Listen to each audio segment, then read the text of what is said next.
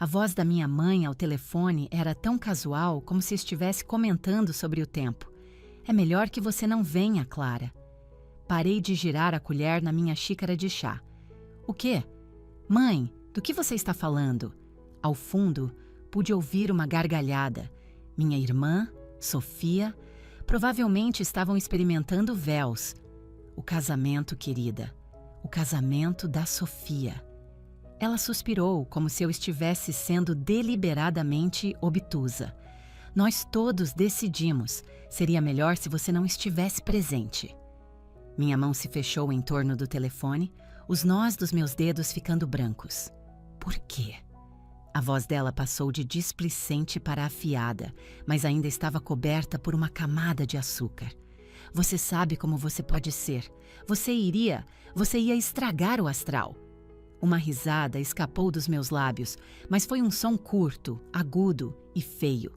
Eu era a verdade inconveniente da família, aquela que nunca se encaixava perfeitamente nos retratos de feriado impecáveis. Eles estavam construindo um dia perfeito e não havia espaço para a filha imperfeita. Tudo bem, mãe, eu disse, minha voz vazia. Encerrei a ligação. Fiquei ali, no silêncio da minha própria cozinha, e senti que comecei a desaparecer. Eles finalmente conseguiram me apagar completamente. Ótimo. Se eu não seria uma personagem na história deles, então eu escreveria a minha própria. Eu escreveria uma história tão vasta e brilhante que o mundo inteiro teria que lê-la. E eu nunca, jamais, deixaria que eles segurassem a caneta novamente. Antes de começarmos, por favor, tire um momento para deixar seu like neste vídeo, se inscrever no nosso canal e me dizer nos comentários de onde vocês estão assistindo ao redor do mundo. É sempre incrível ver até onde essas histórias viajam. Por fora, parecíamos o sonho brasileiro por excelência. Morávamos em um casarão imponente, com colunas brancas na alameda mais prestigiada do nosso condomínio de luxo. Meu pai, Ricardo Valença, era sócio sênior em seu escritório de advocacia. Minha mãe, Leonor Valença, era a presidente da sociedade beneficente local. O almoço de domingo era uma reserva fixa no clube. Todo mês de dezembro, minha mãe encenava nossa foto anual de Natal. Ela ditava o figurino, é claro. Em um ano, foi cachemira coordenada em um tom de vinho profundo. No seguinte, foi azul marinho e branco. Tínhamos que posar perto da grande lareira de pedra, todos nós sorrindo no momento certo. Meu pai estaria radiante de orgulho. Minha mãe estaria arrumando uma mecha rebelde do cabelo loiro perfeito da minha irmã mais nova, Sofia. Eu sempre era posicionada na ponta. Quando os cartões impressos chegavam, minha mãe emoldurava a melhor foto. Olhe, ela dizia aos visitantes, gesticulando para a lareira. Minha linda família. Naquelas fotos eu parecia linda também. Eu estava sorrindo, afinal. Mas eu sempre sentia que estava usando o tom errado de vinho. Dentro daquela casa, as coisas não eram o que pareciam. Lá dentro, eu era o fantasma residente. Nossa casa não era um lugar de discussões aos gritos. Não havia vozes alteradas. Havia apenas silêncio. E esse silêncio era um peso esmagador. Era o som de tudo o que nunca foi dito. Era o som da desaprovação constante e silenciosa da minha mãe. Minha mãe, Leonor, cultuava no altar das aparências. Cada coisinha tinha que estar perfeita. Seu jardim de rosas, seu guarda-roupa, seus filhos. Se algo estivesse fora do lugar, se eu, por exemplo, derramasse uma gota de chá gelado no clube ou usasse uma camiseta de banda que ela considerava pouco feminina, ela não levantava a voz. Ela apenas ficava terrivelmente quieta. Ela me fixava com um olhar, seus olhos se transformando em gelo. Clara, ela dizia, sua voz um sussurro frio. O que as pessoas vão pensar? Meu pai, por sua vez, adorava minha mãe. Ele era um homem decente, eu suponho. Ele era gentil, mas também era fraco. Era viciado em trabalho. Quando estava em casa, sua função principal era manter minha mãe feliz. E manter Leonor feliz significava validar todas as suas opiniões. Lembro-me de ganhar um slam de poesia estadual no meu segundo ano do ensino médio. Eu estava em êxtase. Cheguei em casa segurando o troféu e o certificado.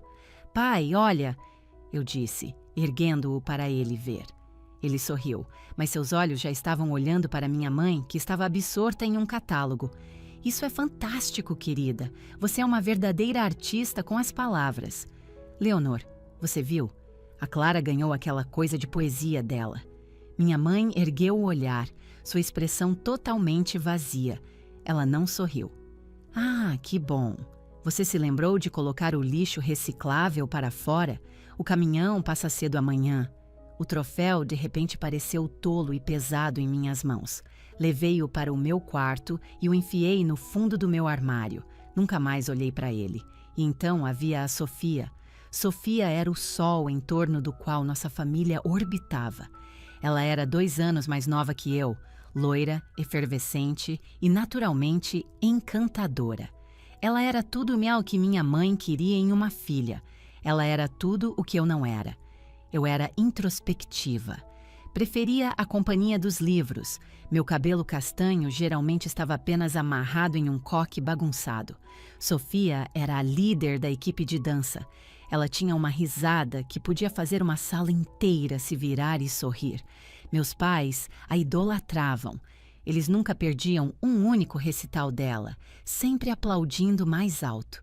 Quando Sofia trazia um 7 no boletim, meu pai ria e dizia: "Bem, 7 é o número da sorte."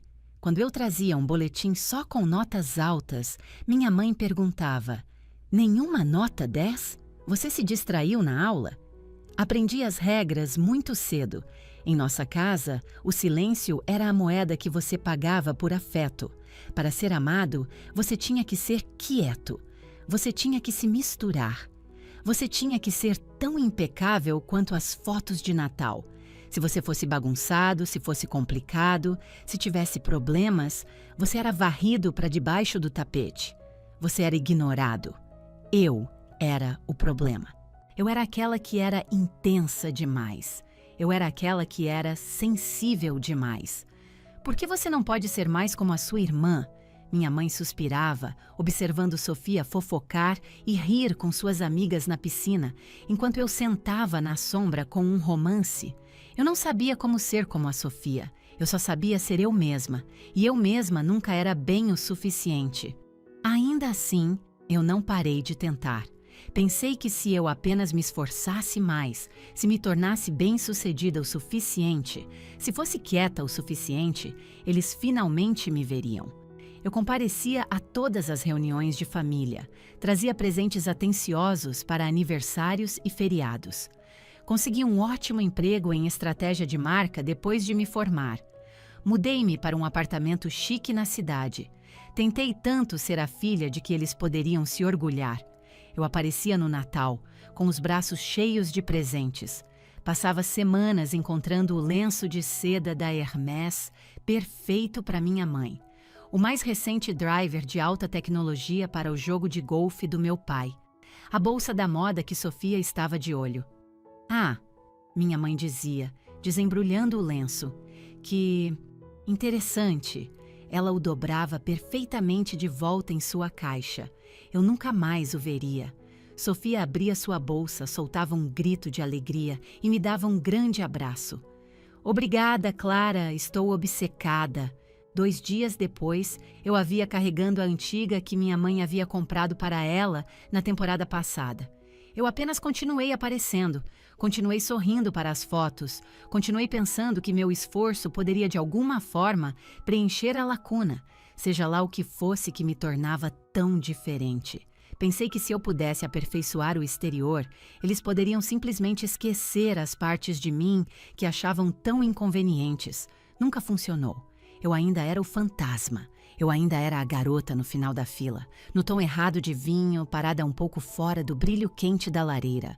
Quando Sofia ficou noiva, nossa casa explodiu em um frenesi de champanhe e renda. Minha mãe estava em seu elemento. Este era o momento para o qual ela se preparara a vida inteira. Ela não estava apenas planejando um casamento, estava produzindo uma obra-prima. Vai ser o evento social do ano, ela dizia às amigas no clube.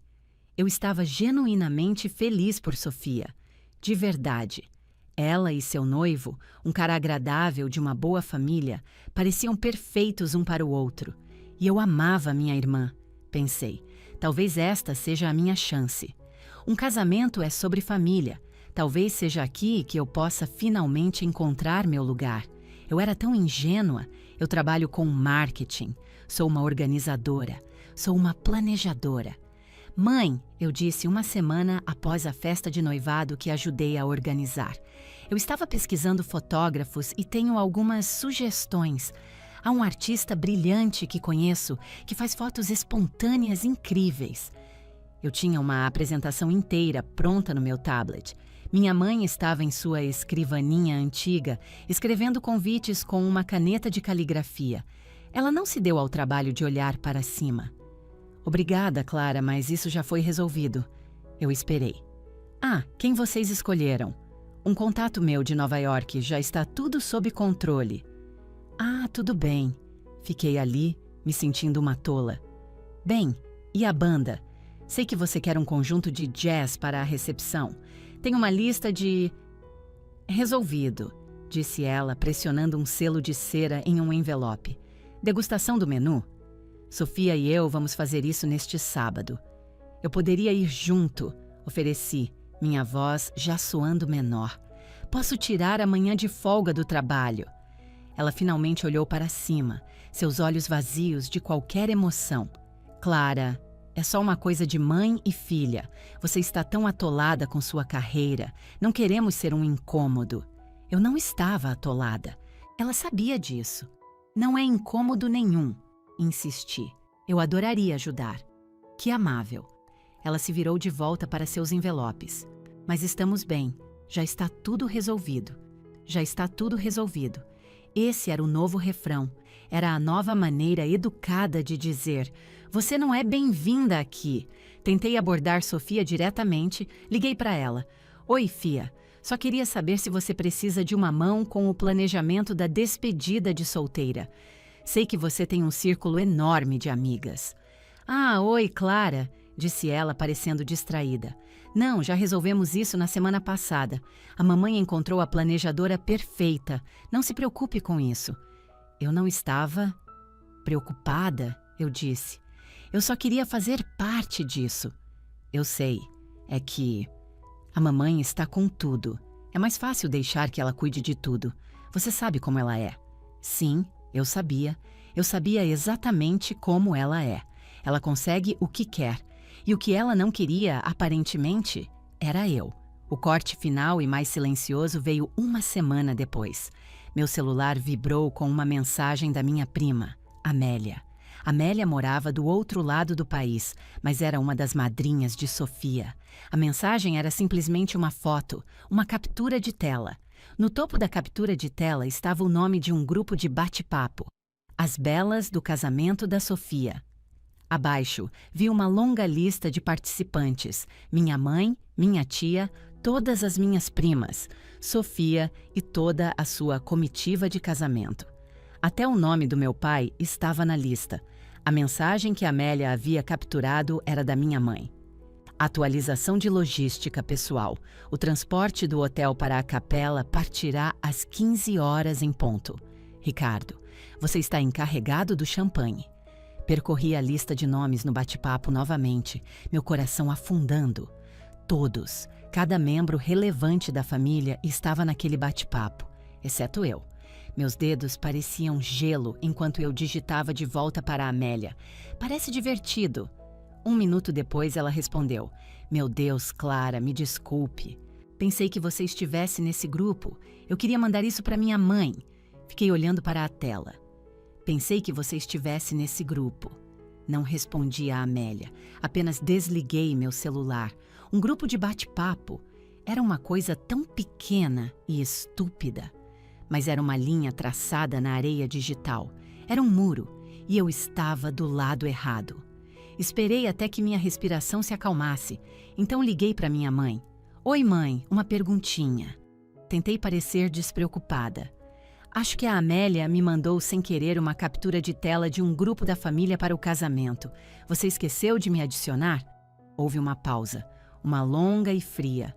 Ah, aquilo, disse ela, sua voz de repente leve e arejada. Querida, não seja boba. Aquilo não é um grupo de família. Não é? Não, é só para a logística, para as pessoas diretamente envolvidas na festa de casamento. O pai está nele. Apontei. A tia Carolina está nele. Eles não são da festa de casamento. O tom arejado desapareceu. Sua voz ficou quebradiça. Clara, qual é o ponto desta conversa? É para a logística, é para as pessoas que estão envolvidas.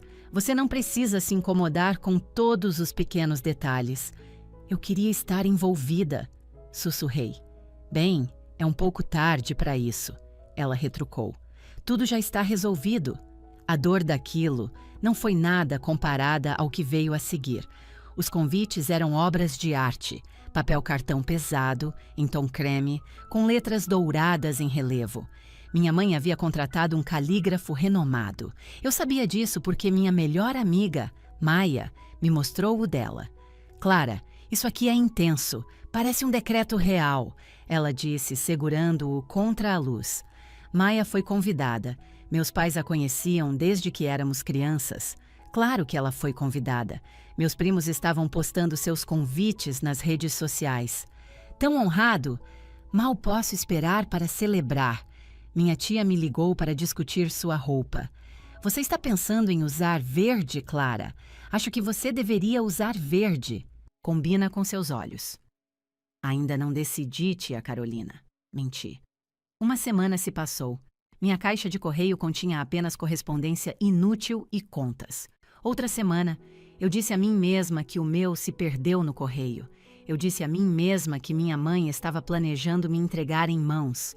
Eu disse a mim mesma uma centena de mentiras pequenas e patéticas. Meu pai me ligou. Oi, Clarinha, como vai o trabalho? Está tudo bem, pai? Como você está? Ah, você sabe, sua mãe está enlouquecendo com este casamento. Ele riu. Vou ficar feliz quando tudo acabar. Enfim, só ligando para saber como você está. Pai? Eu disse, minha voz mal um sussurro. Eu ainda não recebi meu convite. Silêncio do outro lado. Ah, ele disse finalmente. Bem, tenho certeza de que sua mãe guardou para você. Você a conhece, ela tem todo um sistema. É, eu disse, um sistema. Eu vou mencionar para ela, disse ele parecendo ansioso.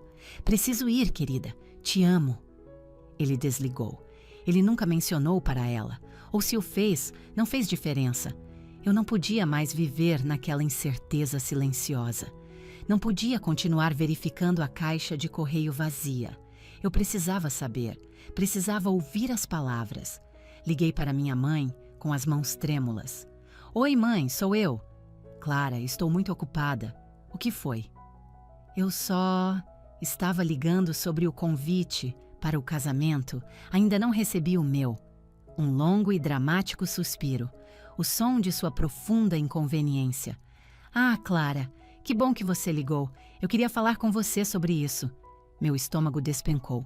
Estávamos apenas olhando os números finais, disse ela, sua voz adotando aquele tom falsamente gentil que ela usava quando estava prestes a dispensar o jardineiro. Estávamos olhando os números e o local é simplesmente... Eles são incrivelmente rígidos, querida. Estamos acima da nossa capacidade. Eu não conseguia falar. O local é muito rígido, ela repetiu, como se eu fosse lenta. E é tão caro por pessoa. Tivemos que fazer alguns cortes muito difíceis. Eu esperei. Eu tinha que fazê-la dizer. E, bem, nós apenas assumimos que você entenderia. Simplesmente não há um lugar para você. Um lugar. Eu era a filha dela. Eu era a irmã da Sofia. Eu não era a acompanhante de algum parente distante. Não há um lugar, repeti, minha voz neutra. Exatamente. Eu sabia que você entenderia. Você é sempre tão pragmática. Ela parecia aliviada. É melhor assim, na verdade. É principalmente... Sabe, os amigos da Sofia. E nossos amigos? Você não conheceria quase ninguém. Eu conheço você, eu disse. Conheço o pai. Conheço a Sofia. Outro suspiro. Clara, por favor, não dificulte as coisas. A decisão foi tomada. Tenho que ir. Ela desligou. Fiquei congelada no meu apartamento pelo que pareceu 1 hora. Simplesmente não há um lugar para você. Ela finalmente tinha feito. Depois de 30 anos tentando, eu estava final e formalmente não mais um membro da família. 1 semana depois, fiz algo que ainda não entendo bem. Eu precisava ver. Precisava ver a família que não tinha um lugar para mim. Era um sábado. Eu sabia que eles estavam fazendo a prova final do vestido em casa. Comprei um presente de casamento para Sofia, um pequeno e requintado vaso de cristal. Embrulhei-o em um lindo papel branco. Eu estava interpretando um papel. Estava fingindo ser uma irmã normal, entregando um presente normal para um casamento normal. Dirigi até a casa deles. Minha antiga casa. A com as colunas brancas. A entrada estava cheia de carros caros. A Mercedes, o Lexus. Ouvi o som de risadas antes mesmo de chegar à porta da frente. Eu ainda tinha minha chave antiga. Não sei por que a usei. Deveria ter tocado a campainha, mas eu apenas deslizei a chave na fechadura. Ela girou. Entrei no hall. A sala de estar estava inundada pela luz da tarde e por um tecido branco cintilante. Sofia estava em um pequeno pedestal em seu vestido de noiva. Era magnífico.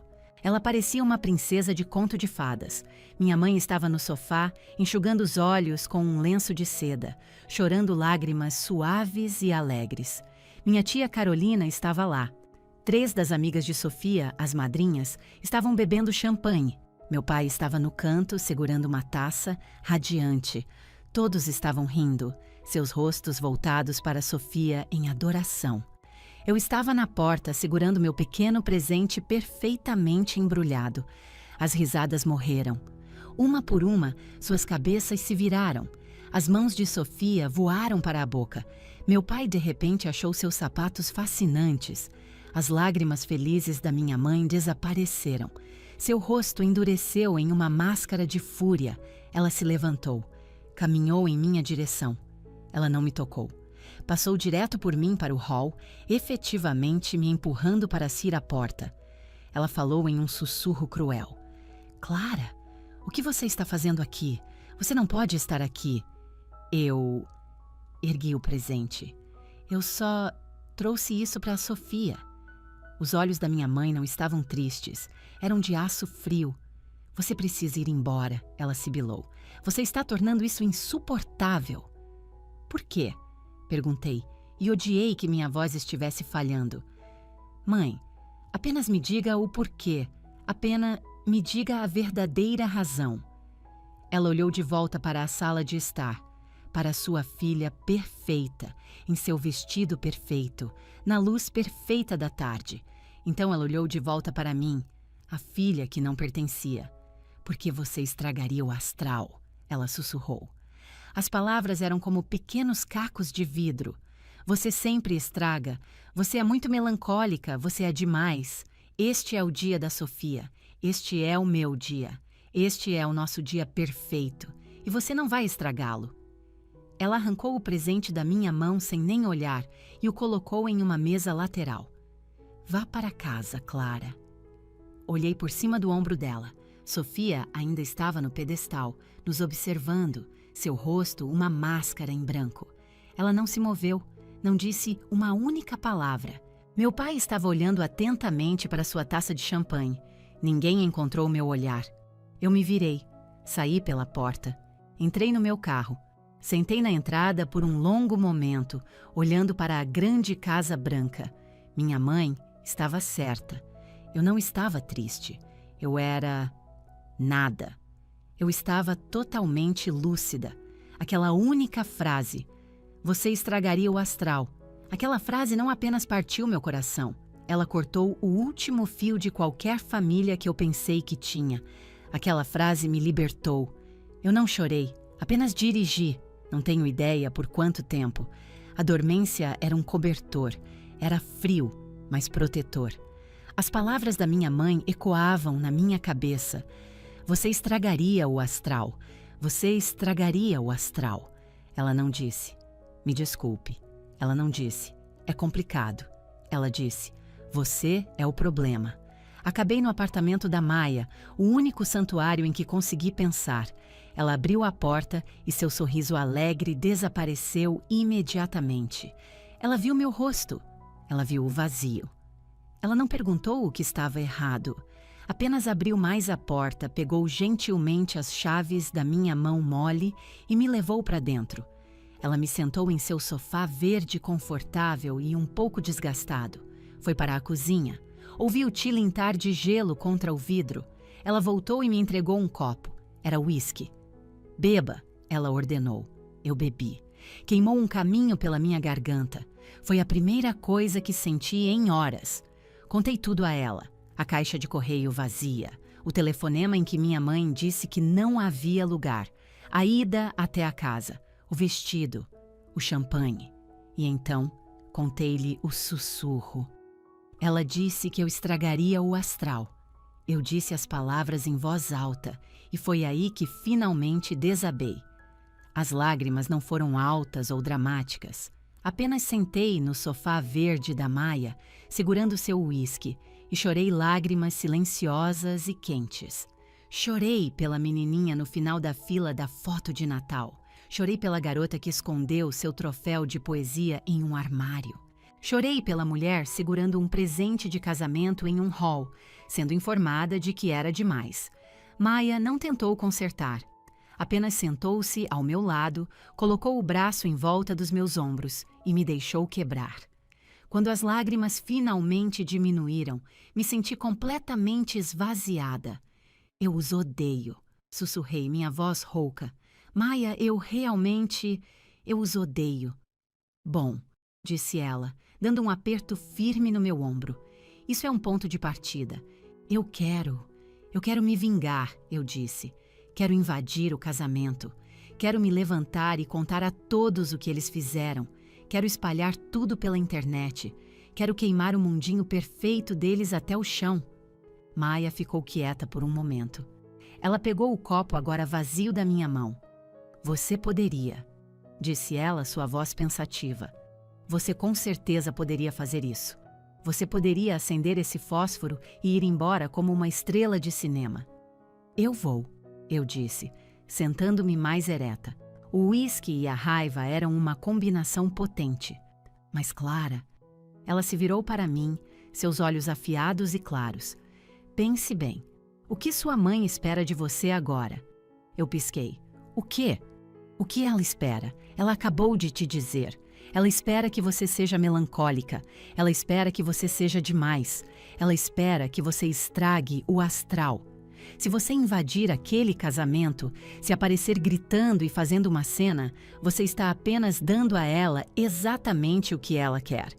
Você está provando que ela está certa. Meu sangue gelou. Ela estava certa. Se eu fizesse isso, me tornaria exatamente quem ela sempre me pintou para ser. A filha problema. A difícil.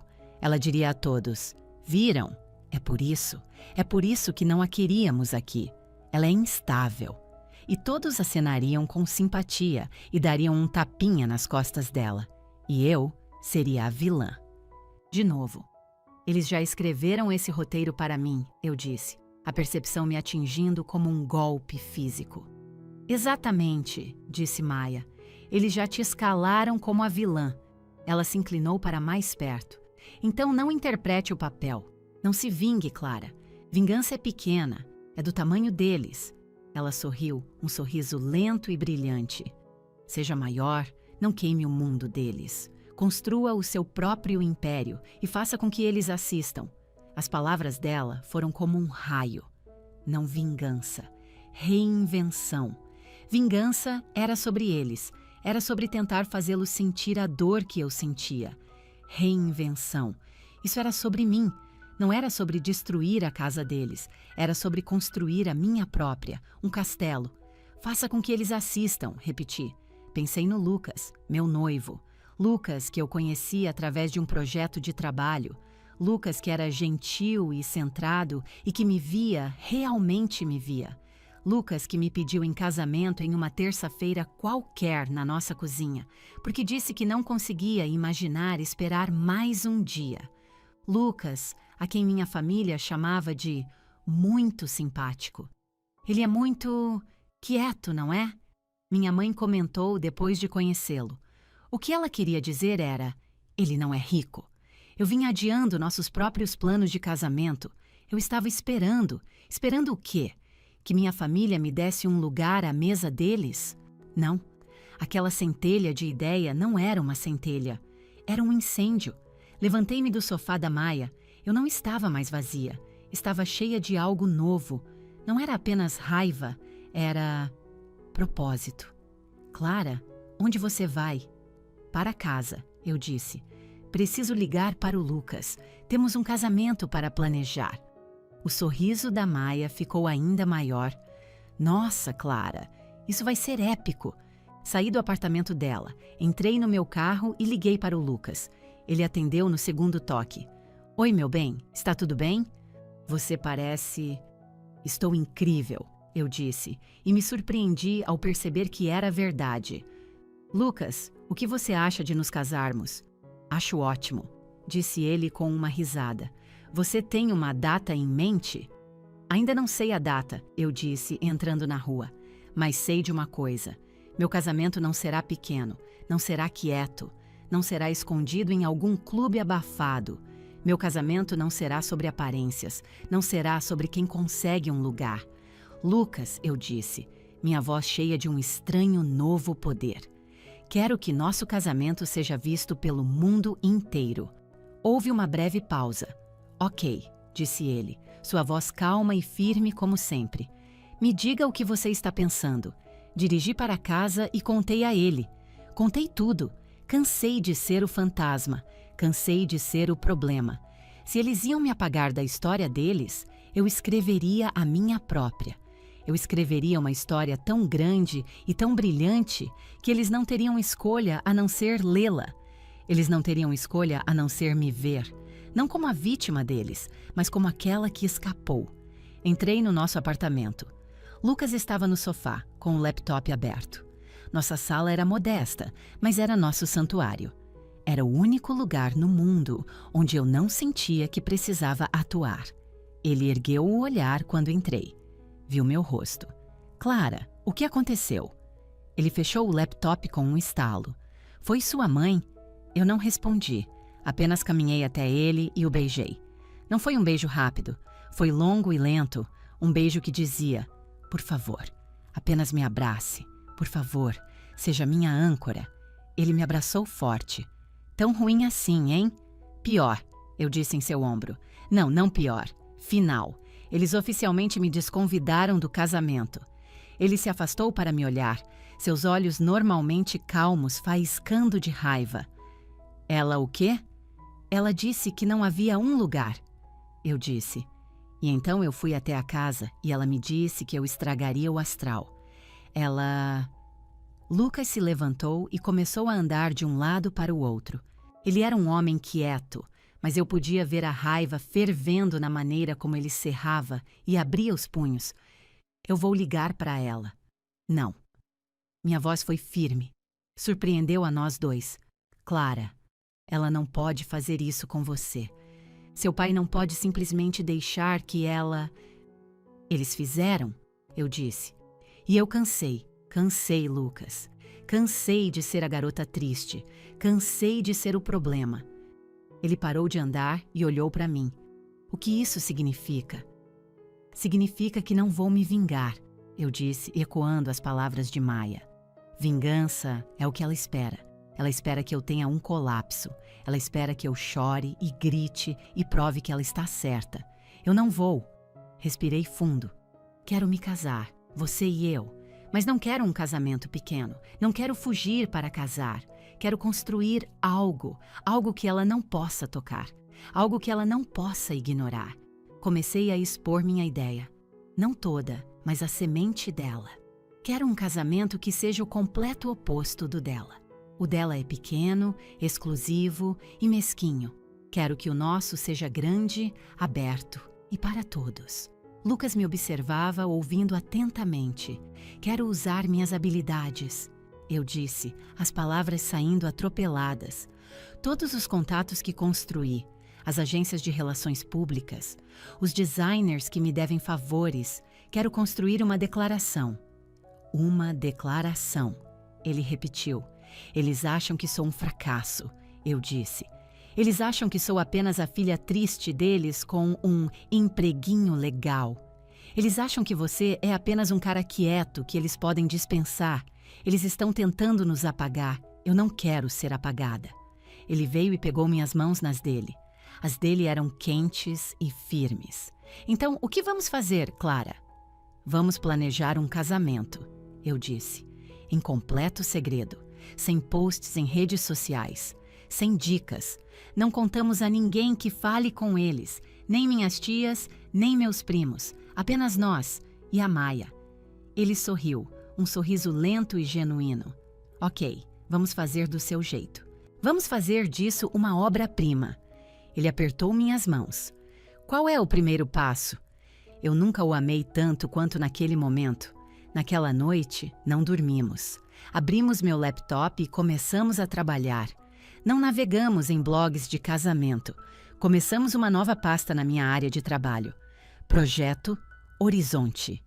Eu sei, parece dramático, mas era assim que eu me sentia. Primeiro, o orçamento. Nossas economias para o casamento eram modestas. Não era o suficiente. Não para o que eu estava imaginando. Lucas, esta é a parte difícil, eu disse. Um casamento normal poderíamos pagar. Isso é uma campanha de mídia. Então, como financiamos uma campanha? Ele perguntou. Ele não estava com medo. Era pragmático. Não financiamos, eu disse. Conseguimos patrocinadores, mas não de uma forma brega de influenciador. Fazemos com que seja sobre algo maior, algo significativo. Eu ainda não tinha a ideia completa da caridade, mas sabia que o casamento em si não poderia ser o ponto principal. A mensagem tinha que ser o ponto principal. Minha carreira era em estratégia de marca de alto nível. Eu ajudava empresas globais a lançar novas iniciativas massivas. Eu conhecia as pessoas que construíam sites que podiam lidar com milhões de acessos por segundo. Eu conhecia os designers que vestiam celebridades de primeira linha. Eu conhecia os assessores de imprensa que podiam emplacar uma matéria na primeira página de qualquer grande publicação. Por anos, eu despejei toda essa energia em fazer outras pessoas parecerem boas, em fazer minha família parecer boa em cada jantar de feriado, cada função no clube. Agora, eu ia usá-la para mim mesma. O primeiro e-mail foi enviado às 2h. Foi para uma designer vanguardista em Milão com quem eu havia colaborado uma vez, uma mulher famosa por suas criações etéreas, quase impossíveis. Assunto: um tipo diferente de história. Eu escrevi: não estou vindo a você como cliente, estou vindo a você como contadora de histórias. Quero contar uma história sobre uma mulher que foi feita para se sentir invisível e escolheu, em vez disso, se tornar uma estrela. Eu tenho a plataforma, eu tenho a estratégia de mídia, eu não tenho o vestido. Apertei enviar. Na manhã seguinte, uma resposta estava esperando. Intrigada, me ligue. Enquanto minha mãe estava finalizando seu mapa de assentos de exclusão, eu estava em uma videochamada com Milão. Isso não é sobre vingança, correto? A designer Isabela perguntou, sua voz como veludo. Vingança é uma emoção feia, faz o tecido cair mal. Não é vingança, prometi. É recuperação. Bom, disse ela. Para isso, eu posso criar. Começou a se construir, peça por peça. Minhas habilidades profissionais assumiram o controle. Eu não era mais Clara, a filha triste. Eu era Clara Valença, a estrategista de marca. Fiz uma lista. Local. Deve ser aberto, público deslumbrante e o oposto polar de um clube fechado. Convidados. Um novo tipo de lista de convidados. Mensagem. Qual é o propósito maior? Mídia. Como controlamos a narrativa? Lucas era minha rocha. Enquanto eu era um turbilhão de energia criativa, ele era a âncora. Ele cuidava da logística do mundo real. Encontrou um advogado para revisar os acordos de parceria que eu estava redigindo. Pesquisou plataformas de transmissão ao vivo. Ele fazia o jantar para mim quando eu esquecia de comer. "Você é incrível", eu disse a ele uma noite, enterrada em planilhas. A casa da minha família provavelmente estava cheia de arranjos de flores a essa altura. "Não", disse ele, massageando meus ombros. "Você é. Eu sou apenas o cara sortudo segurando a escada." O segredo era a parte mais difícil. Meu celular vibrava. Era minha tia Carolina. "Clara, não tenho notícias suas. Você está bem? Sua mãe está tão preocupada com você." Preocupada. Essa foi a palavra que ela usou. Não culpada, preocupada. Eu respondia por mensagem, apenas atolada com um grande projeto no trabalho. "Estou bem. Você deveria ligar para sua mãe." Eu não respondia. Eu estava construindo meu propósito. Minha família estava apenas correndo atrás de validação social. Eles estavam correndo, garantindo que seu pequeno e insular círculo de amigos estivesse devidamente impressionado. Eu estava construindo algo maior. A lista de convidados era a chave. Eu tinha minha lista pessoal de amigos. Maia, minhas colegas de faculdade, alguns colegas próximos. Lucas tinha sua família e amigos, mas a verdadeira lista de convidados...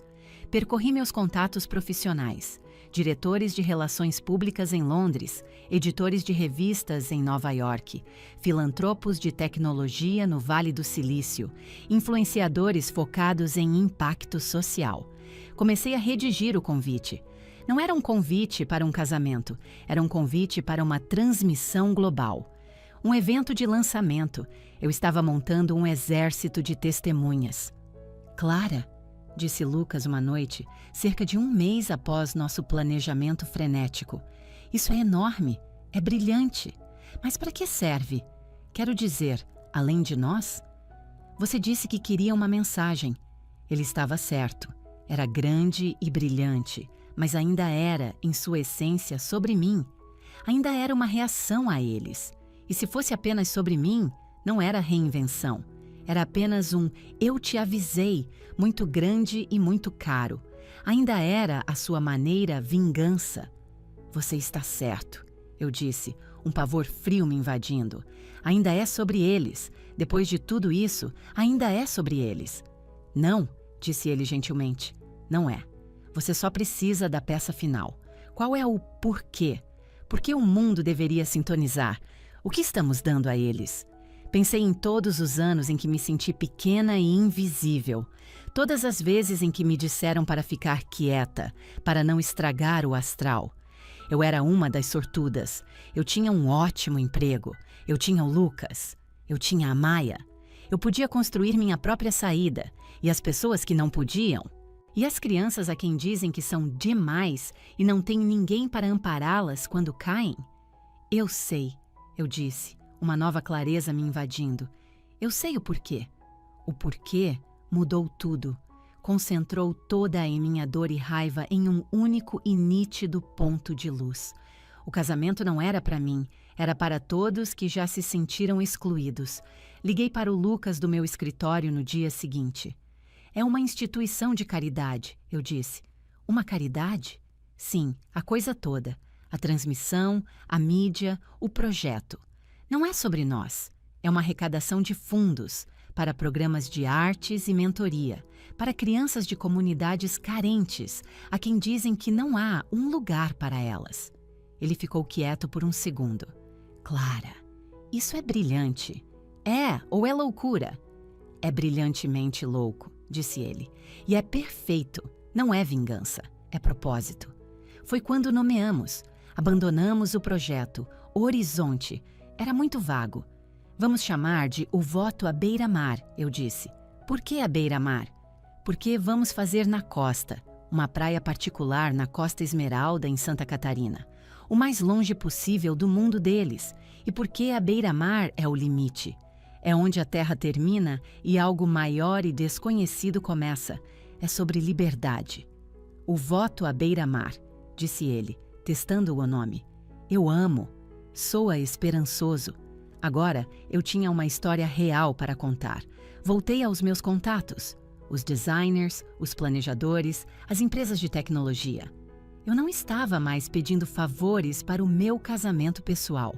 Estava pedindo parceiros para um evento filantrópico global. A resposta foi avassaladora. Clara, isso muda o jogo, estamos dentro. Um casamento transmitido ao vivo para a caridade? A imagem é incrível. Podemos doar a largura de banda do satélite sem problemas.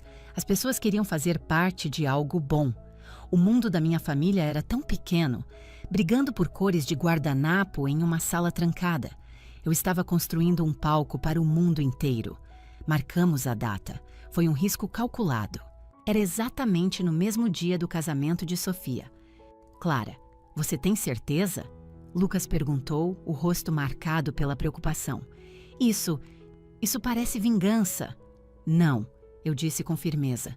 Não é estratégia. A lista de convidados deles é local. Nossa lista de convidados é global.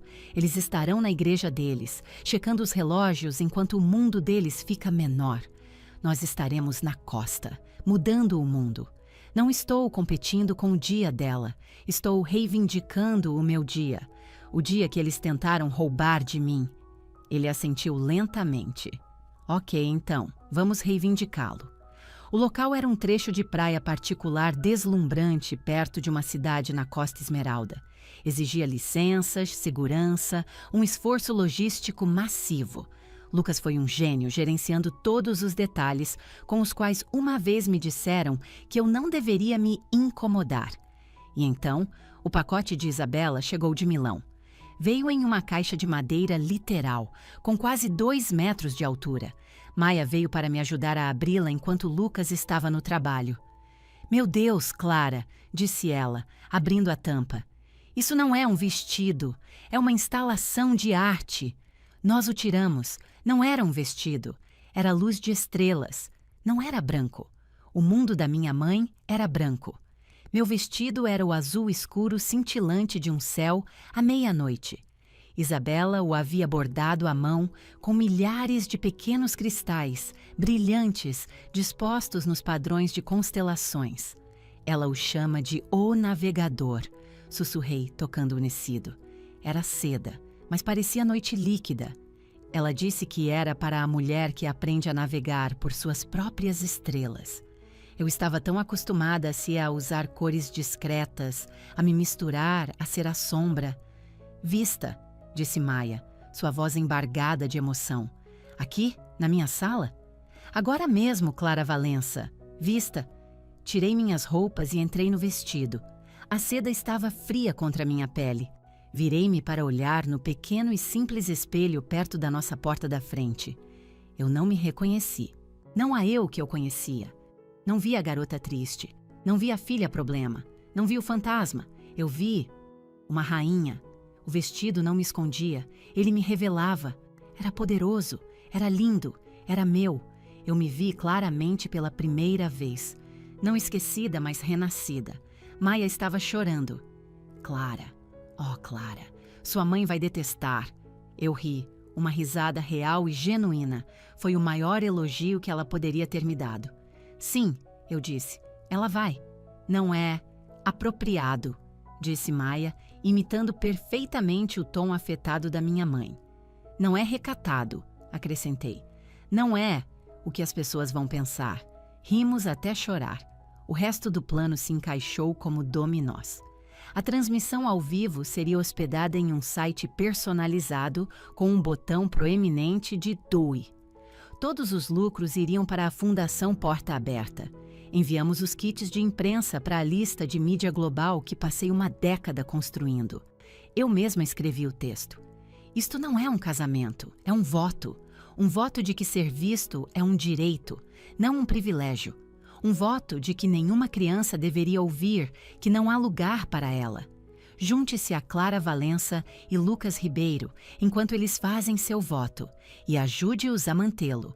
O voto à beira-mar, ao vivo, 15 horas, horário de Brasília. Incluí uma única e deslumbrante imagem do vestido, pendurado contra um fundo preto, brilhando como uma galáxia capturada. Não mencionei minha família, não mencionei minha irmã, não mencionei a rejeição. Esta era a lição que Maia me ensinou. Eu não seria a vítima. Eu não era a irmã que não foi convidada. Eu era a noiva do voto à beira-mar. Eu era aquela que contava uma nova história. Eu estava no controle. Apertei enviar em um e-mail que chegaria às caixas de entrada de centenas de veículos de mídia. Minha mão tremia. Está feito, disse a Lucas. E se ninguém se importar? Sussurrei. E se eu construir tudo isso e ninguém aparecer? E se for só eu em uma praia com um vestido chique, gritando para o oceano? Então eu estarei lá com você, disse ele, beijando minha testa, gritando bem ao seu lado, e eu vou achar que você é a mulher mais linda e corajosa que eu já vi. Ele sorriu. Mas Clara, eles vão se importar.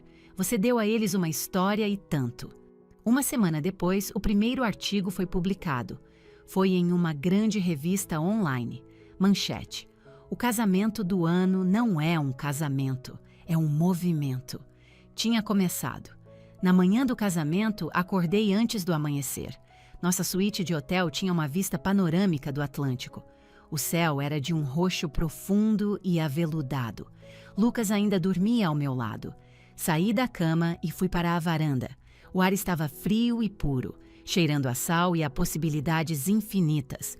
Pensei na minha família. Neste momento, em São Paulo, era manhã. Eles estariam em casa. Minha mãe estaria em seu hobby de seda. O rosto, uma máscara de perfeição estressada. Sofia estaria cercada por suas madrinhas, arrumando o cabelo. Meu pai estaria andando de um lado para o outro, ajustando a gravata. Eles estavam em sua caixa pequena, perfeita e sufocante. Eu estava na beira do continente. Eu não estava nervosa, não estava com raiva. Senti uma incrível sensação de paz. Pela primeira vez na minha vida, me senti verdadeiramente, profundamente calma. Eu não estava estragando o astral, estava criando o meu próprio. Maia chegou às 10 da manhã com café. A equipe está aqui, anunciou ela. As câmeras estão em posição. O caminhão de satélite está zumbindo. Os primeiros convidados estão chegando ao ponto de controle de segurança. Os convidados? Ah, sim, as pessoas vieram, Clara. A editora daquela revista de moda de Londres, ela está aqui. O diretor da fundação, ele está aqui. Aquele bilionário da tecnologia que você convidou, ele está aqui. Todos eles queriam ver isso por si mesmos.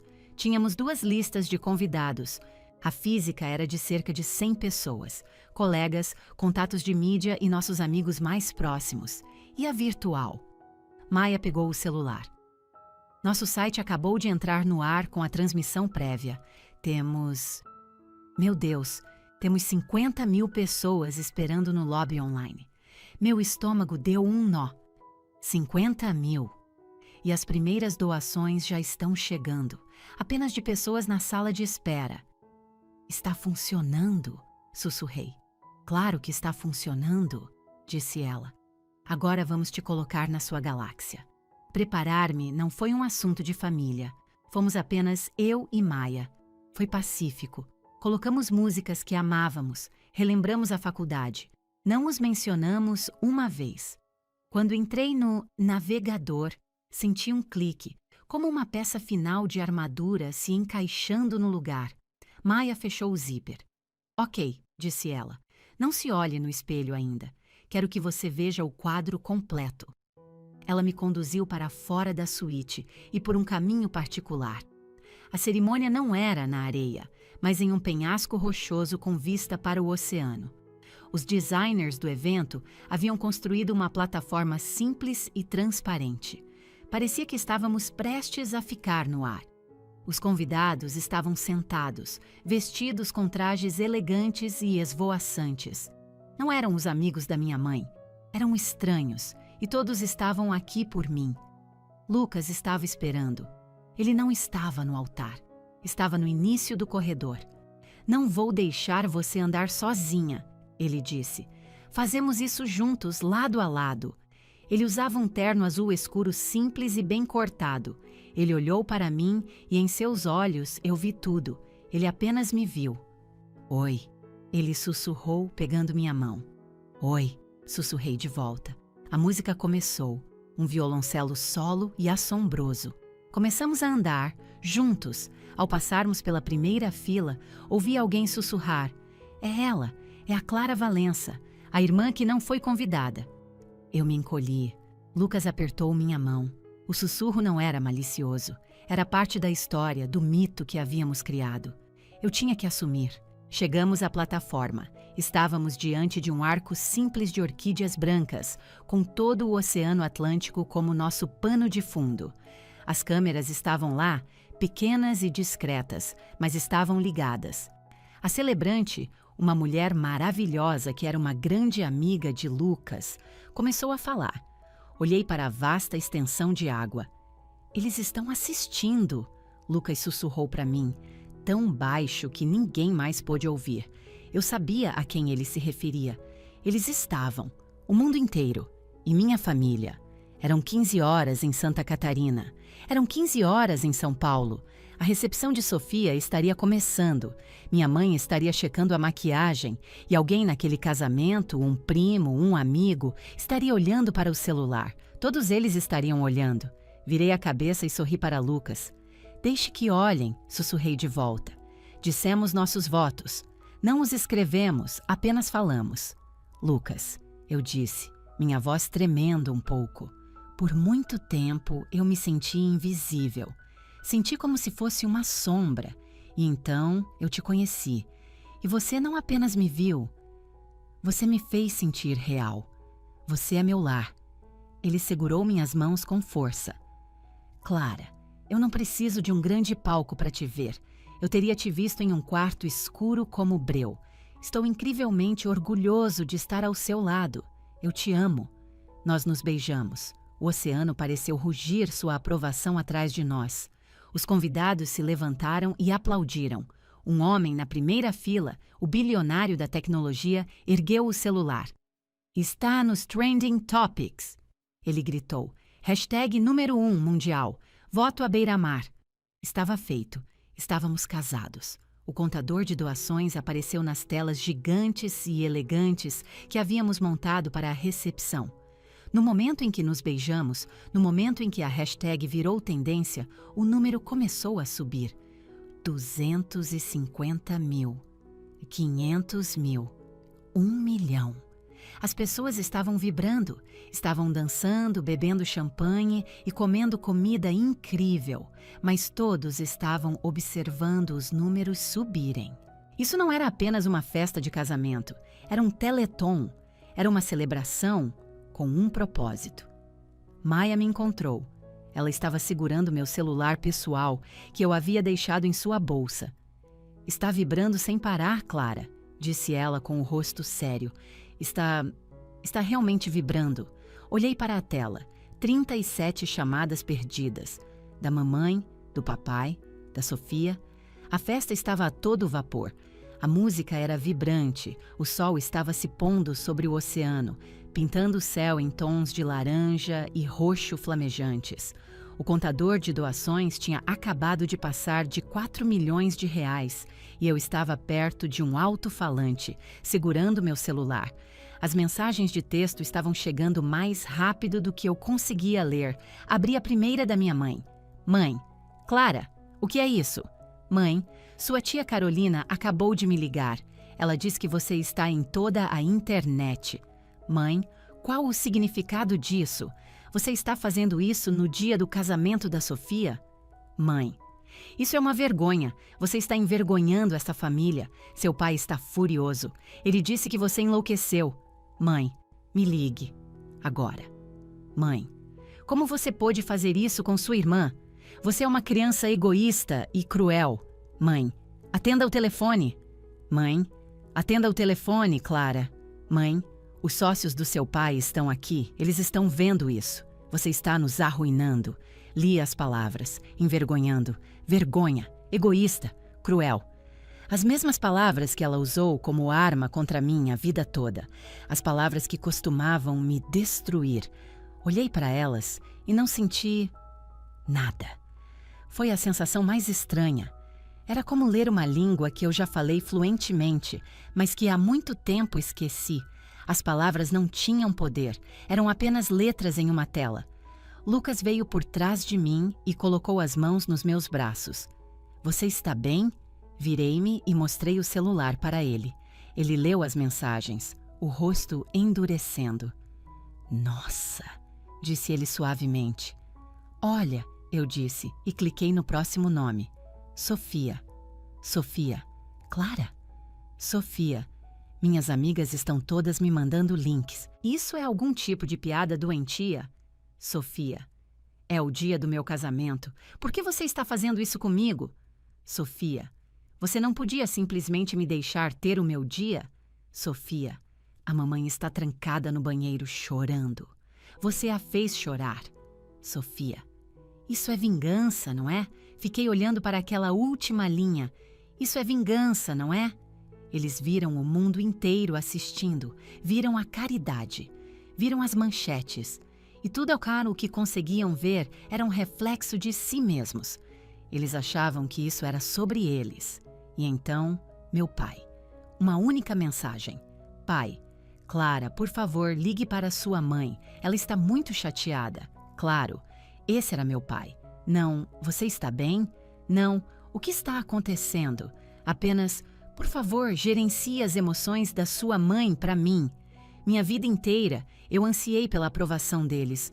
Chorei por ela, trabalhei por ela, me contorci por ela. Agora, eles estavam todos desesperadamente explodindo meu celular, implorando por minha atenção, e eu não tinha nenhum desejo de dar a eles. Pensei que este momento seria triunfante, um momento doce e satisfatório de peguei vocês. Não foi. Não parecia vingança, apenas parecia quieto. Parecia que eu havia seguido em frente. Eu havia construído um novo lar em uma costa diferente com uma nova família. E eles ainda estavam presos em seu quarto antigo e minúsculo, gritando para uma porta que eu já havia fechado e trancado. Respirei fundo, o ar salgado e fresco. O que você vai fazer? Lucas perguntou gentilmente. Olhei para a última mensagem de Sofia. Isso é vingança, não é? Meus dedos se moveram sobre a tela.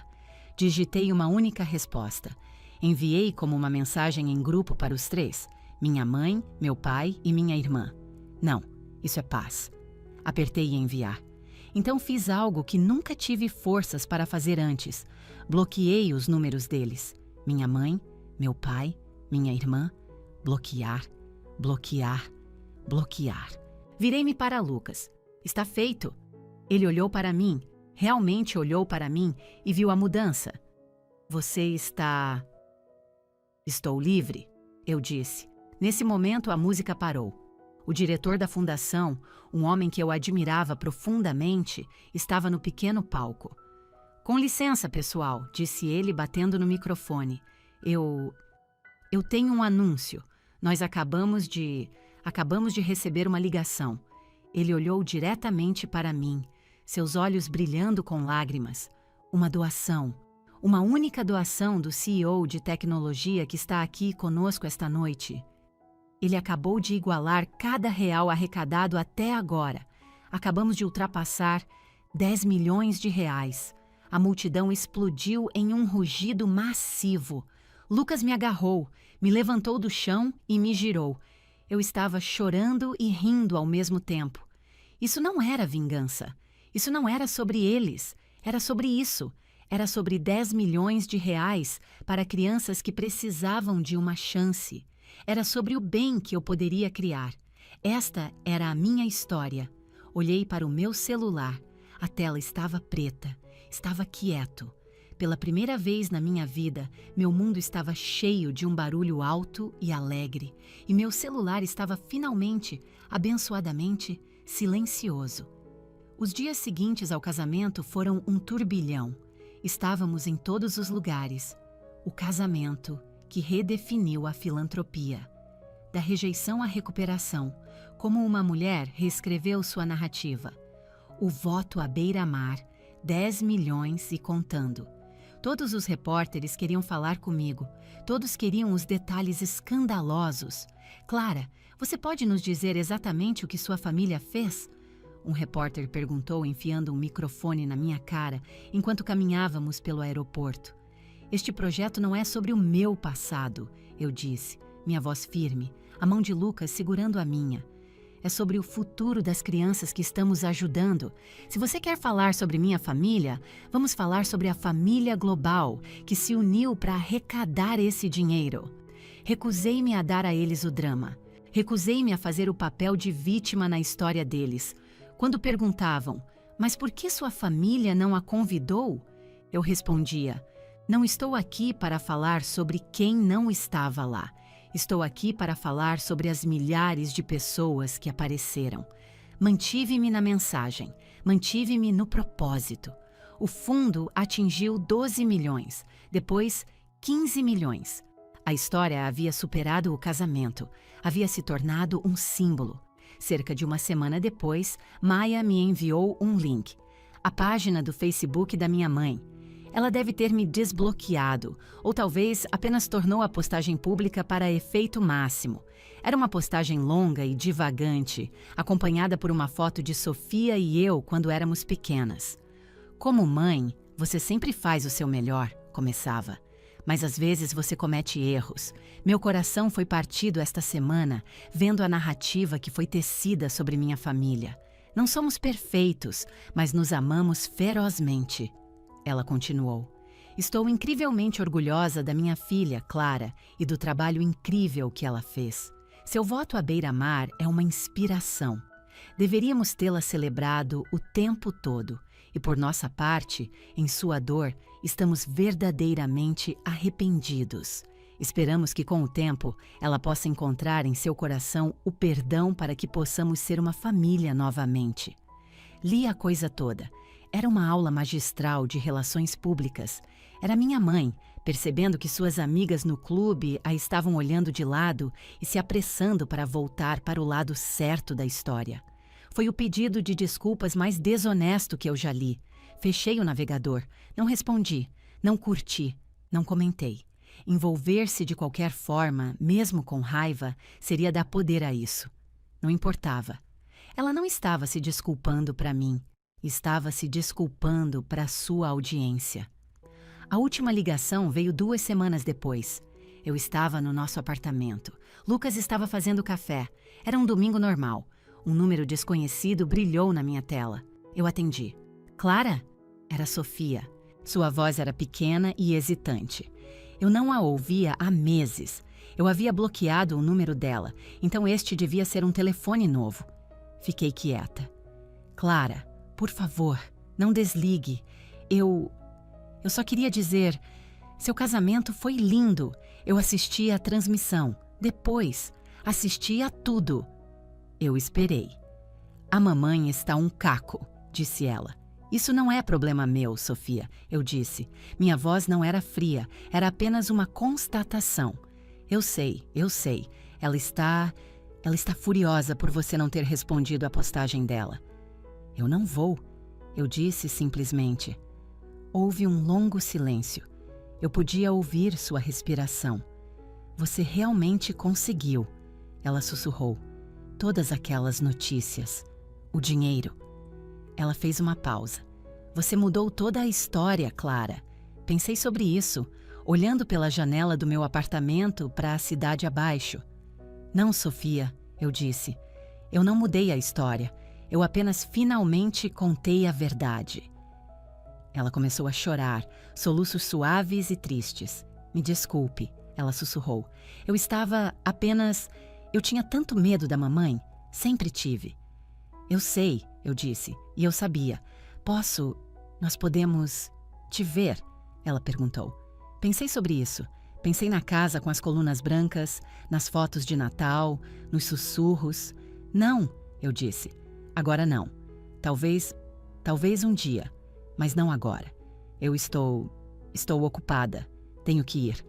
Ok, disse ela, sua voz cheia de derrota. Ok, Clara. Eu entendo. Desliguei o telefone. Senti uma pontada de tristeza. Por ela.